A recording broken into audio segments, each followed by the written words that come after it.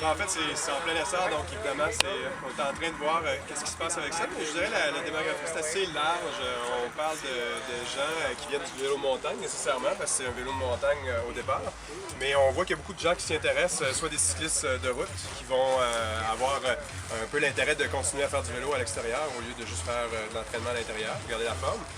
Puis aussi des gens qui voient ça comme un bel outil aussi pour aller explorer du terrain, soit sentiers forestiers, des bords de plage, des endroits qui ne sont pas nécessairement accessibles à un vélo normal, mais qui permettent avec ce vélo-là d'être explorés de façon assez accessible. C'est-à-dire que c'est pas limité à quelqu'un de super sportif, hardcore. C'est vraiment, on voit vraiment du monde de tous les niveaux là, qui embarquent sur les fat bikes. C'est ce qui est intéressant.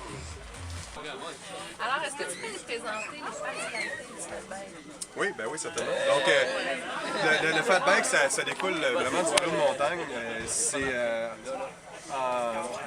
toute pièce gardée, c'est un vélo de montagne, mais avec la différence d'un dégagement plus grand à l'avant et à l'arrière pour mettre des gros pneus. Puis ce qui permet aussi d'avoir des gros pneus, c'est une jante qui est beaucoup plus large. Normalement, une jante de vélo de montagne va être 25-30 mm de large. Là, ici, on a une jante qui est à peu près là, 80 mm de large. Donc, ça permet d'aller chercher une surface d'appui au sol qui est beaucoup plus grande, ce qui permet de rouler sur des surfaces plus molles.